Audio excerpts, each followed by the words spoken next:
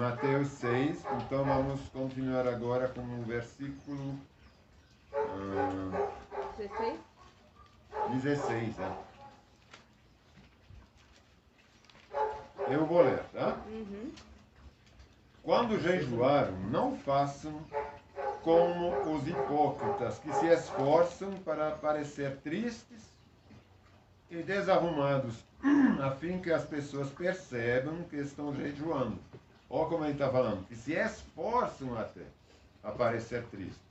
Não é que eles são normais assim, mas vou fazer de tudo para parecer um cara agora que está fazendo alguma coisa boa, estou no jejum, então estou triste e tudo. Eu lhes digo a verdade, eles não receberão outra recompensa além dessa. A gente já se lembra de tudo isso quando ele falava que eles oravam em praça pública para ser reconhecidos, que eles já teriam recebido então o galardão deles, que eles não vão mais receber esse galardão depois no reino do céu. Hein? Desse modo, ninguém notará, não, mas quando jejuaram, penteiam no cabelo e lavam o rosto. Desse modo, ninguém notará que estão jejuando, exceto o Pai, que sabe o que vocês fazem em segredo. E seu Pai, que observará em segredo, os recompensará. Então, agora esse aqui é muito interessante, esses versículos sobre o jejum, porque o jejum, eu queria dar uma explicação aqui que não é muito comum. Na verdade, as pessoas, as igrejas em geral, elas não costumam analisar muito essa coisa de jejum, porque o jejum virou, parece, dentro dos cristãos uma coisa, não, tudo bem, eu preciso de alguma coisa, eu vou jejuar. Não é? Ou tem até algum vício, eu vou jejuar. No intuito de fortalecer talvez até a fé, tudo bem. Se for nesse intuito, pode ajudar, eu acho até legal. Mas, na verdade, no Novo Testamento, a gente vê, eu estou falando do Novo Testamento, por quê? Porque a gente vê que no Novo Testamento as pessoas que jejuaram, por exemplo, os discípulos, nos Atos, quando eles tiveram que escolher alguém para partir em missão, eles jejuaram e oraram. Geralmente, quando orava, era acompanhado de jejum. Esse jejum, na verdade, ele era ainda uma coisa que via de tradições. Porque a gente não vê no Novo Testamento, em lugar nenhum, um ensinamento sobre o jejum. Então, a gente pode deduzir que o jejum, ele foi, quer dizer, que o sacrifício de Jesus, ele substituiu, a graça substituiu o esforço do jejum. A gente vê no Antigo Testamento que todos os jejuns eram alguma coisa forçada, hein? Era um sinal de arrependimento. Eu vou pegar alguns exemplos, porque não dá para pegar todos, a gente não vai fazer um estudo sobre o jejum, mas a gente vai ensinar, vai tentar de entender, vai tentar de ensinar que a gente tenha um entendimento do que é o jejum, para que serve, se é necessário. Que vai um pouquinho de cada um. Mas o que a gente tem mesmo na palavra que está escrito em relação a isso. Vamos pegar no Antigo Testamento para a gente entender o que era na época dos profetas o jejum. Em Neemias, capítulo 1, versículo 4. Mira, você pode ajudar a encontrar Neemias para as pessoas que não profeta que a gente costuma ler. É antes de Jó um pouco, depois de Crônica, antes de Esther. Neemias o quê? Neemias, capítulo 1, versículo 4. Já achei.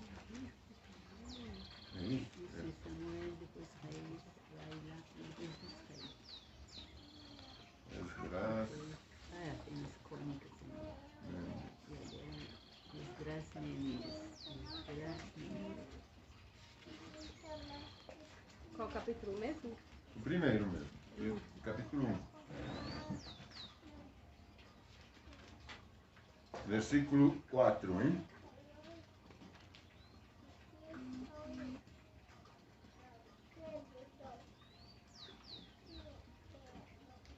Eu vou ler a partir do versículo 3. Né? Quando eles regressavam do cativeiro para voltar para Judas, né? Para Israel, eles responderam: as coisas não vão bem, no versículo 3.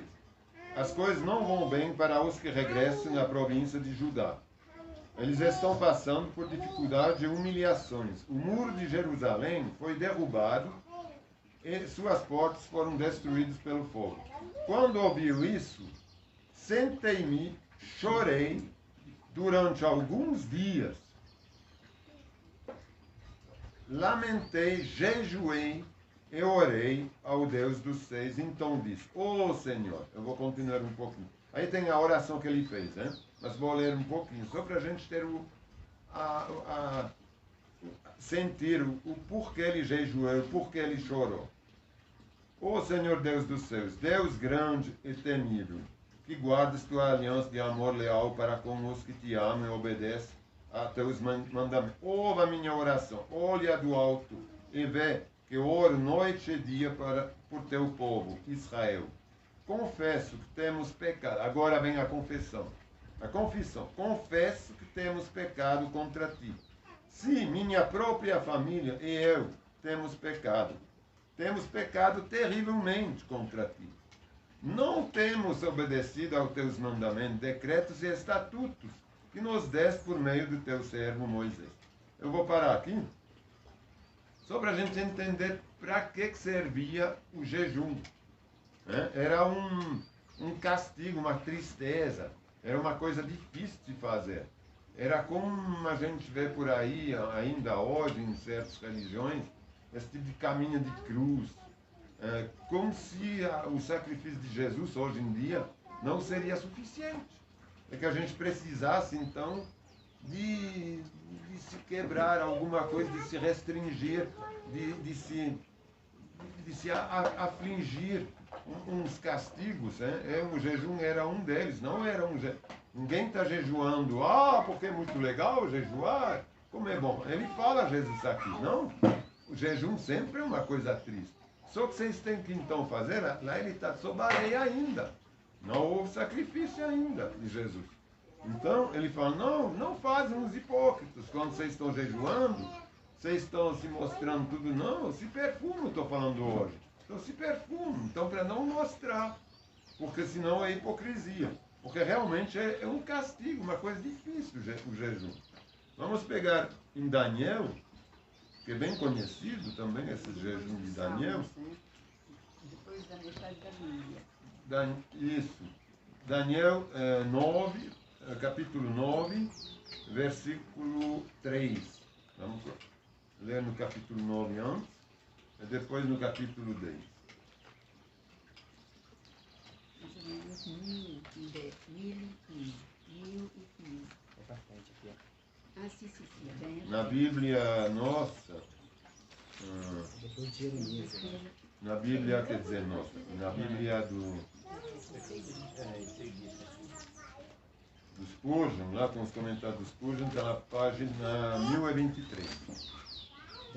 Daniel 4. Então, Daniel 9, a gente vai ler o versículo 3. criança.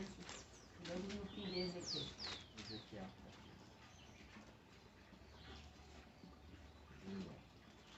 Ele está falando assim. Então, Nova? 9, Versículo 3. página 1023. Então, versículo 3.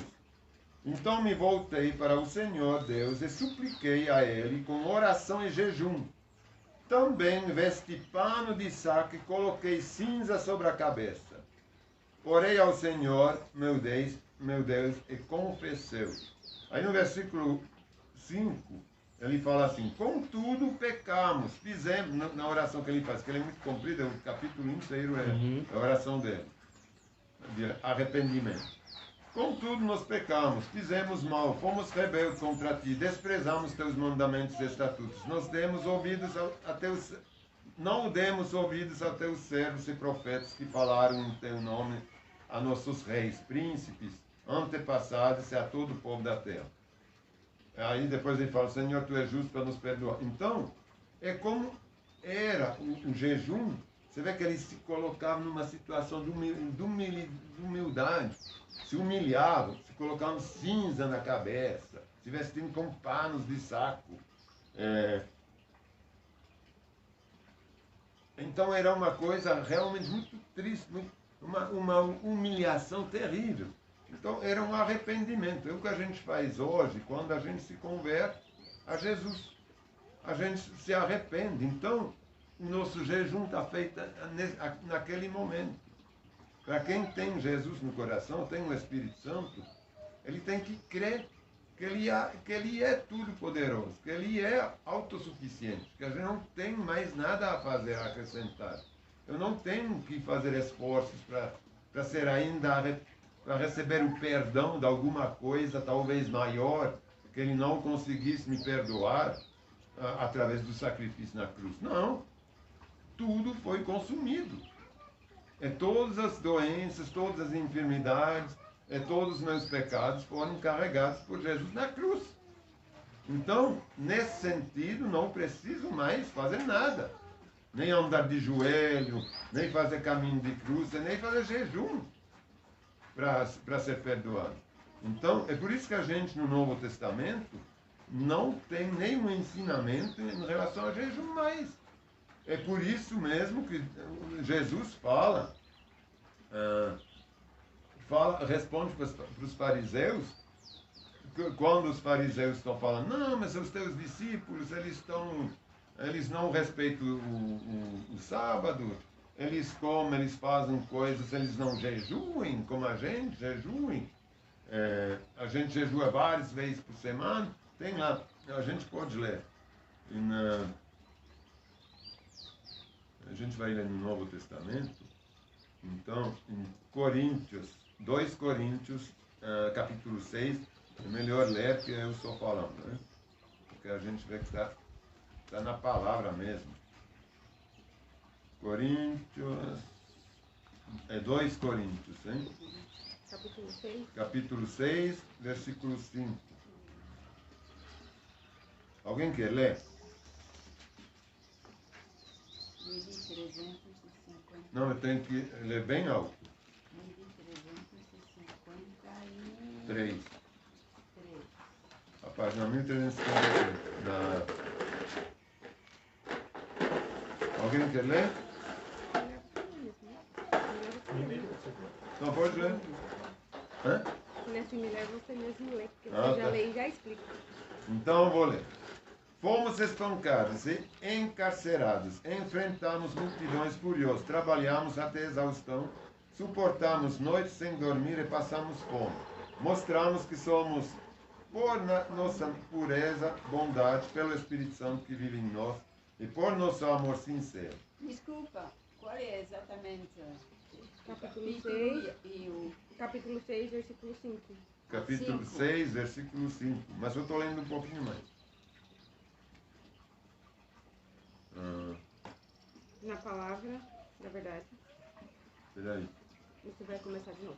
Eu vou começar de novo. Talvez eu vou ler antes. Não, mas vamos ler, já estou aqui. Eu vou começar de novo. Fomos. É um ministério fiel de Paulo. Né? Lá eu estou falando como que Paulo suportou as aflições e tudo. Mas tem que ler um pouquinho antes. Vou ler lá do versículo 3. Então, capítulo 6, versículo 3. Vivemos de forma que ninguém tropece por nossa causa, nem tenha motivo para criticar nosso ministério. Em tudo que fazemos, mostramos que somos verdadeiros servos de Deus. Suportamos pacientemente aflições, privações, calamidades de todo tipo. Fomos espancados, encarcerados, enfrentamos multidão furiosos, trabalhamos até exaustão, suportamos noites sem dormir e passamos fome. mostramos que somos, por nossa pureza, nosso entendimento, nossa paciência e nossa bondade, pelo Espírito Santo que vive em nós, e por nosso amor sincero, proclamamos a verdade fielmente, o poder de Deus opera em nós. Usamos as armas da justiça com a mão direita para atacar, com a mão esquerda para defender. Você vê que aqui ele fala de tudo que ele sofreu, mas ele não fala, então agora vamos jejuar para passar longe de tudo isso. Ele fala mesmo, passamos fome. Nisso a gente também pode imaginar que às vezes talvez jejuaram quando fala que passou fome, mas passou fome também porque passou fome mesmo. Dificuldade. Então, nesse caso aqui não era especialmente um jejum. Agora a gente vai ver no 11, um pouquinho mais para frente,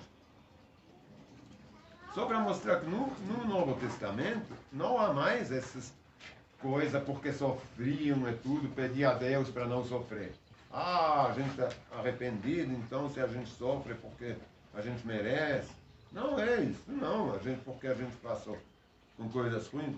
Então, 2 Coríntios, capítulo 11, versículo 27.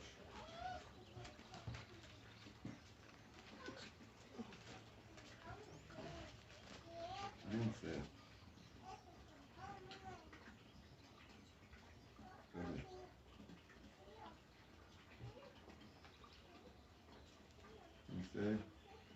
Aí ele fala também, no 26, realizei várias jornadas longas, enfrentei perigos em rios, com assaltantes, enfrentei perigos de meu próprio povo, bem como dos gentios, enfrentei perigos em cidades, em desertos e no mar, e enfrentei perigos por causa de homens que se diziam irmãos, mas não eram. Como é importante essas coisas. Tenho trabalhado arduamente, horas a fio, e passei muitas noites sem dormir. Passei fome e senti sede, e muitas vezes fiquei em jejum. Aqui ele está colocando as duas conotações, que ele passou fome e que ele jejuou. Treme de frio por não ter roupa suficiente para me agasalhar. Então, de novo, aqui ele fala de tudo que ele passou fome, mas ele não está falando, agora preciso jejuar. Ele jejuou, porque ele quis, mas eu acho é por isso que eu falo, no contexto do Novo Testamento, cada vez que a gente vê que ele jejua, é mais por tradição, e não porque por ensinamento. Ele nunca nenhum apóstolo, ninguém, nenhum discípulo de Jesus, nem Jesus ensina de jejuar, para jejuar. Ele fala, Jesus em certos lugares, não, mas quando os fariseus acusam, mas teus discípulos não jejuam. Então, quer dizer que eles não jejuavam mesmo. Já por começar, quer dizer isso. Senão os fariseus não falavam nisso. Aí Jesus responde, não, porque agora estão comigo. Para que eles ficariam tristes? Só que um dia eu vou embora, eles vão jejuar. Ele fala assim. Agora, eu estava conversando com Elias ontem, a respeito disso, quando a gente foi buscar uma cabra. O Elias me deu assim, eu falava para ele, mas o jejum que a gente tem no Novo Testamento é quando Jesus fala que justamente quando ele não vai estar mais, eles jejuarão. Não, ele não está nos ensinando a jejuar. Ele está falando, não, eles vão estar tristes. É verdade, eu vou embora, eles vão ficar tristes. Então, não vão ter mais fome. Quando você está triste, você não tem fome. Eu vou deixar até o Elias explicar quando ele perdeu ali, porque ele que me deu esse exemplo. Quando a gente perdeu a nossa mãe, pode testemunhar assim, como vocês ficaram. Quando minha mãe estava chegando no final, né? Nos últimos dela, aí o que aconteceu? Ela foi no médico, aí o médico tinha desenganado, foi a semana que a gente só se alimentava, era, até falei pro Bade, era suco de maracujá com leite.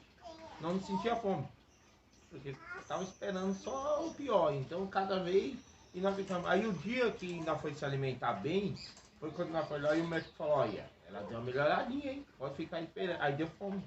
Aí nós chegamos até passamos, compramos uma marmitex, chegamos. Então, aí no outro dia, o cara fala, não, já piorou, agora só tem 5%. Aí nós ficamos. Aí não, só era a única coisa que nós fazia. Nós não cozinhava, não fazia nada. Era suco de maracujá com leite. Suco de maracujá com leite. Ninguém queria saber de nada, era suco de maracujá com leite. Então você vê o jejum que passava. Era um jejum que era só suco de maracujá com leite, quanto tempo? Então, porque quando você está triste, você não come. No caso, quando ele ficou também, eu não comi quando ele ficou no hospital. Então, você tava, eu emagreci 15 você quilos. vai lá para a churrascaria fazer grandes comidas, você não vai começar a fazer grandes Não, coisas. foi 5. 15 quilos foi quando eu Entendeu? Você não vai estar com essa fome. Você come, mas o necessário. Então é isso que Jesus está falando. Ele não está ensinando a jejuar. Ele está falando, não, ó, seus hipócritas. Quando eles vão me perder, não se preocupe que eles vão jejuar. Por quê? Porque eles vão ficar tristes. Você perde a pessoa querida, você vai querer fazer grande churrasco. Não. Então ele não está falando, vocês vão ter que jejuar. Quando vão embora, vocês vão ter que jejuar. Porque não. Não é isso, porque o Espírito, ele falou, vocês não vão ficar órfãos. Eu vou lhes mandar o Consolador. Para quê? Então ele vai voltar para que a gente não precise jejuar. Para que a gente não precise ficar triste. Porque o jejum sempre é uma coisa triste, sempre uma coisa... Sim. É sempre um esforço que a gente faz. Então não é necessário, ao meu ver, ao ver do Novo Testamento, não vejo Ela também ficou sem uma comer, necessidade né? de jejuar, assim para obter algum favor do Senhor, porque Ele já se encarregou de tudo. Ele já nos deu o Espírito Santo, que é o Consolador, o Conselheiro, então a gente já tem tudo. Então, quando fala, mas Senhor, eu vou jejuar, então, porque eu não estou recebendo essa graça, é que Ele não é suficiente para mim. Então eu estou começando a desacreditar o Espírito Santo, ao próprio sacrifício de Jesus. Agora, eu não estou falando que é pecado, mas para mim, ao meu entendimento, para mim seria até. Porque você Porque conhece, você sabe. porque eu sei que Deus, Jesus já me preencheu com tudo. Para que eu vou ainda precisar jejuar? Mas tudo bem, eu entendo que pode ser um entendimento de cada um. Porque não está escrito na palavra que não é mais para jejuar. Ao contrário, está escrito que alguns jejuavam. Mas, como eu repito, primeiramente, quando Jesus não tinha sacrificado ainda, era prático, era normal o jejum. É por isso que ele respondeu assim aos fariseus. E uma vez que ele que ele sacrificou, que ele já tinha enviado o Espírito Santo, eu acho que ainda é um entendimento que todos não tiveram. E Paulo, a gente vê que no decorrer do tempo, o próprio entendimento de Paulo está mudando nas várias cartas que ele vai escrevendo. Então ele vai estar desenvolvendo um entendimento mais apurado. Hein? Então a gente vê que mais vai para longe, menos se fala de jejum. Então, só para a gente recolocar no lugar certo o jejum, quando ele fala, eu vou falar também do episódio, não vamos ler para não prolongar muito, mas o episódio que a gente conhece, que é dos demônios. Hein? Que ele fala, não, essa casa de demônios só sai com oração e jejum, que a gente até leu hoje de manhã. Hein? Então, isso é porque Jesus, naquela época, não tinha ido embora. O pessoal, os discípulos, não tinham recebido, não tinham autoridade recebida do Espírito Santo. Então, os demônios, certos demônios ainda, que não queriam obedecer só no nome, falando do nome de Jesus, mas que não reconheciam neles Jesus através do Espírito Santo, eles simplesmente não obedeciam. Mas em lugar nenhum, depois na palavra, está escrito uma vez que ele se sacrificou, que ele pagou por nossos pecados, está escrito em Marcos, no final de Marcos, no 16, eu vou ler porque é importante a gente lembrar disso, isso é claro. Em Marcos 16, no final, está escrito que a gente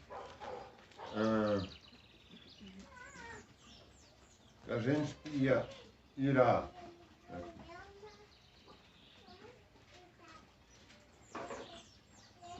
No versículo 15, Marcos 16, versículo 15, Jesus lhes disse: vão ao mundo inteiro e anunciem as boas novas todas.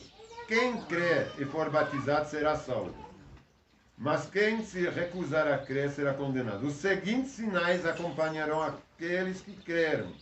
Ou como é importante crer e ser batizado. Lá ele não repete batizar, mas é óbvio, hein? Porque ele falou justamente antes que quem crer e for batizado será salvo. Então, acompanhará aqueles que creram e foram batizados também.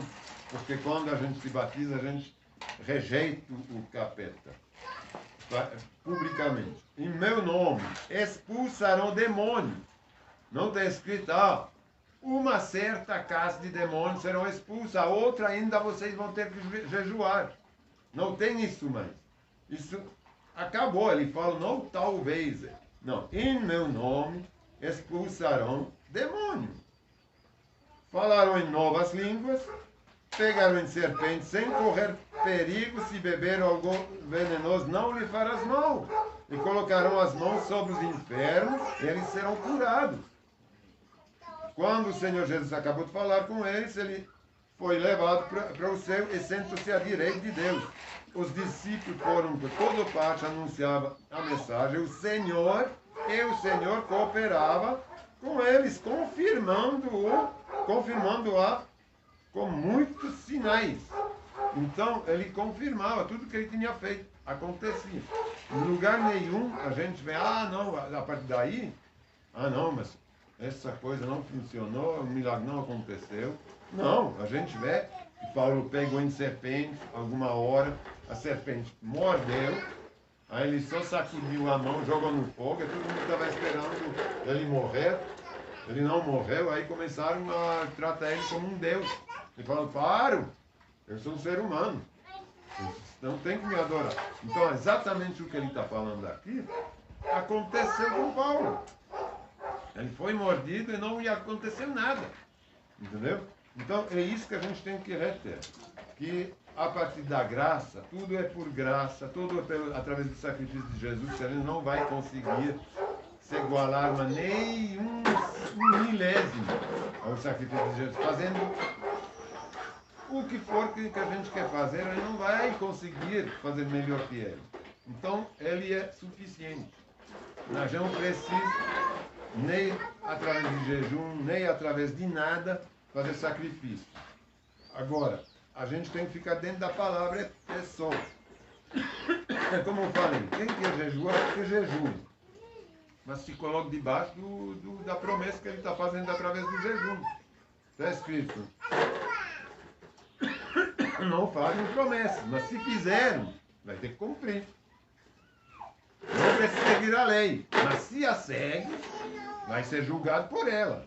Então não precisa, ao meu ver, não precisa fazer jejuar.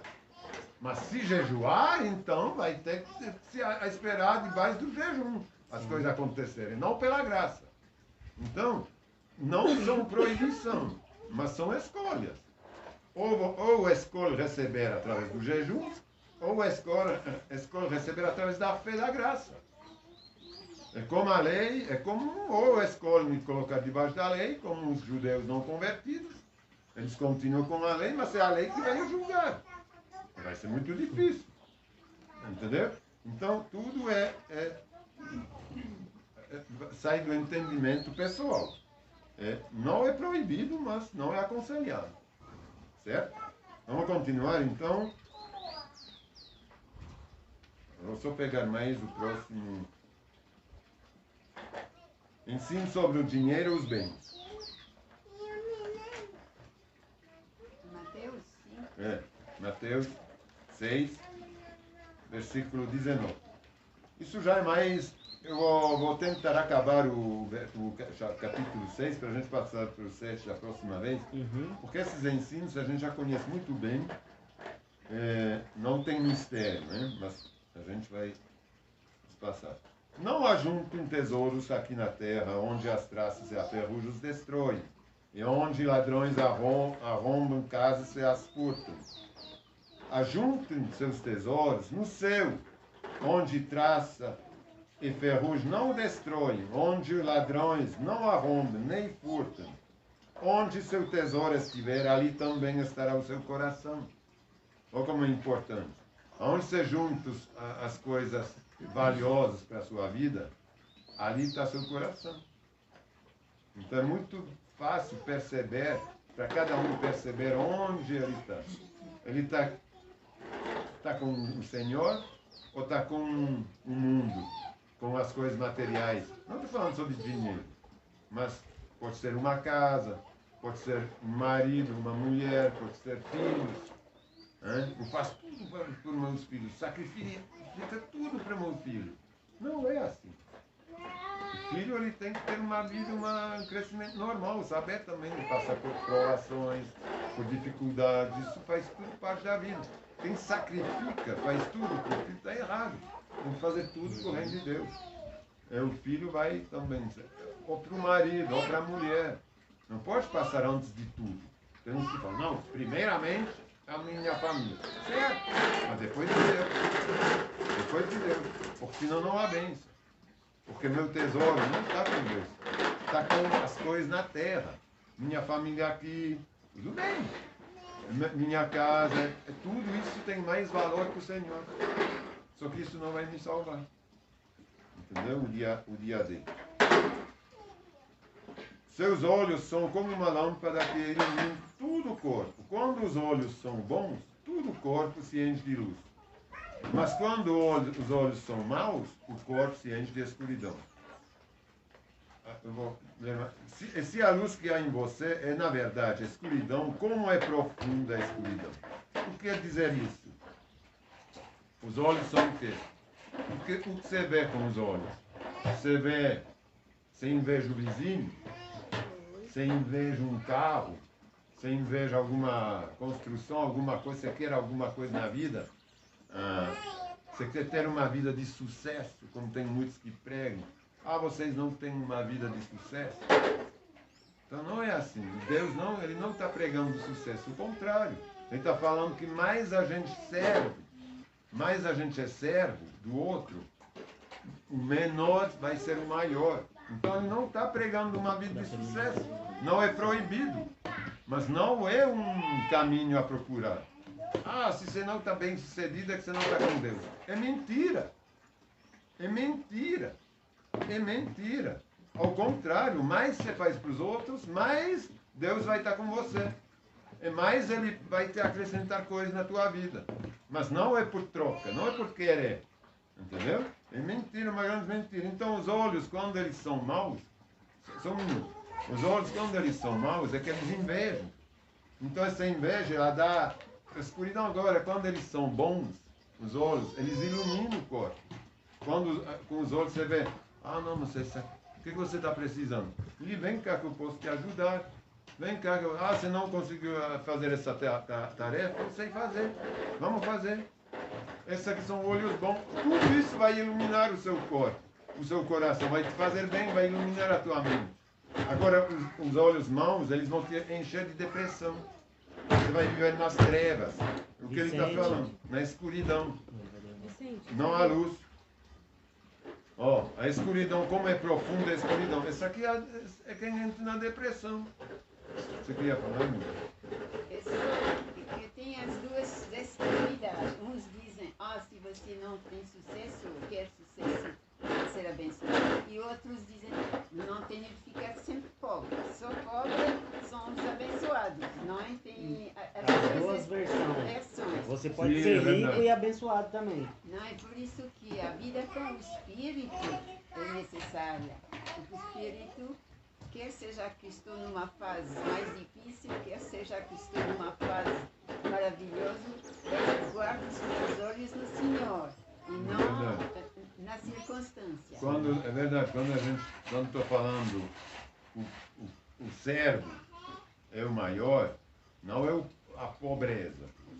Não é que porque eles falam, tem outras. Esse aqui tem umas religiões que falam que o rico ele não vai ter acesso ao reino do céu. Isso tem nada a ver. E a gente vai ver logo essa aqui sobre o dinheiro, justamente. Não é questão de pobreza. É questão de não adorar a Mamão. Mamão é o Deus do dinheiro, é o capeta do dinheiro. Então, mas essa que a gente vai ver logo agora. Ninguém pode servir a dois senhores. Hein? Pois odiará um e amará o outro. Será dedicado a um e desprezará o outro. Vocês não podem servir a Deus e o dinheiro. Hein? Então, ou a gente serve a Deus, ou a gente serve as coisas do mundo, que nos dão só proveito. Agora, não quer dizer que ele não está falando vocês não podem ser ricos. Porque a gente sabe que os servos de Deus eram ricos, na verdade. Hein? Mas não é porque eles tinham que ser ricos, é porque eles seguiam as vias do Senhor. E se a gente segue as vias do Senhor, tudo nos será acrescentado. E quando as coisas nos são acrescentadas, pode ser fé, pode ser dom de cura, pode ser uma vida econômica melhor, porque a gente tem um coração pronto para dar. Agora, se a gente não tem um coração pronto para dar, a gente também não vai receber a mais. Por quê? A gente tem que saber que tudo que a gente recebe é pela graça de Deus. Então, é óbvio que a gente tem em relação à nossa fé. Aí no versículo 25, sobre a preocupação. Eu acho importante, por isso que eu quero fazer hoje isso, porque a gente fala muito de preocupação na escola bíblica hoje de manhã. Hein? Por isso eu lhes digo que não se preocupem com a vida diária, se terão o suficiente para comer, beber ou vestir. É o que a gente estava falando hoje de manhã. Hein? Não se preocupem com a vida diária, se terão o suficiente para comer, beber ou vestir. A vida não é mais que comida, e o corpo não é mais que roupas. Ele está perguntando lá, Jesus. Será que a vida não é mais que comida? Vocês estão preocupados com o que vocês vão comer? Mas vocês estão vivos.